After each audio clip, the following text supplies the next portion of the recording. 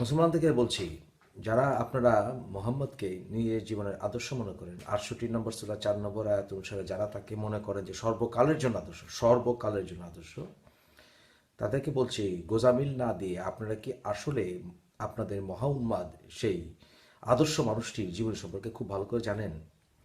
আয়েশাকে 6 বছর বিয়ে করার পর 9 বছরের বয়সে তার সাথে সে প্রকৃত সঙ্গম করেছিল বলেই জানেন, তাই না? তারপরে কত কথা বলবেন, তার তখন মেনস্ট্রুয়েশন হয়েছিল, কিন্তু মেনস্ট্রুয়েশন হলে তো যথেষ্ট নয়, মানসিকভাবে তো ডেভেলপমেন্ট দরকার একটি মানুষের, তাই না? 9 বছর বয়সে কারো, বা 12 বছর বা 13 বছর বয়সেও কারো কোনো মেয়ের মানসিক ডেভেলপমেন্ট হয়, এটা বিশ্বাস করাটা অন্যায়। এবং বলতে হবে না আপনাকে যে তখন দিনে মোহাম্মদ কিন্তু সর্বকালের আদর্শ হিসেবে আপনারা দাবি করেন, সর্বকালের আদর্শ। এখন এই মহা উন্মাদ আরেকটি কাজ করত, সে ছিল মহা খাটাস। সে যখন 6 বছর বয়সে তাকে বিয়ে করলো তখন থেকে সে চেষ্টা শুরু করে তার ভিতরে তার যৌন ঢুকানো যায় কিনা, তার যৌনাঙ্গ ঢুকানো যায় কিনা।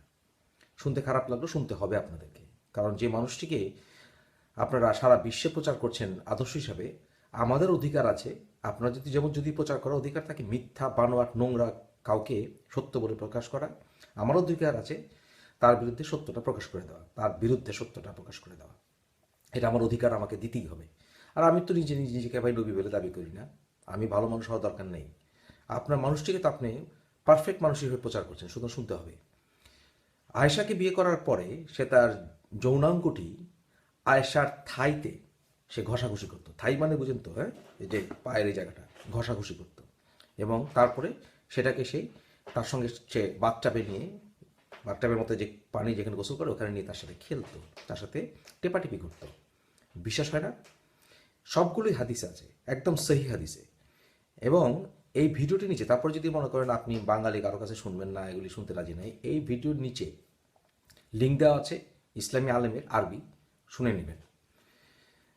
এবং এটাকে বলা হয় মুফা খাতাত, মুফা খাতাত। তাহলে আপনাদের মহা উন্মাদ নবী হচ্ছে মুফা খাতাত স্পেশালিস্ট। শুনেন, সুতরাং মুফা মহা উন্মাদ খাতাত স্পেশালিস্ট, মুফা খাতাত স্পেশালিস্ট, মহা উন্মাদ।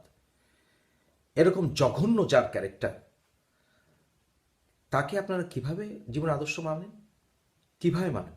লজ্জা করে না আপনাদের? লজ্জা করা উচিত, লজ্জিত হওয়া উচিত।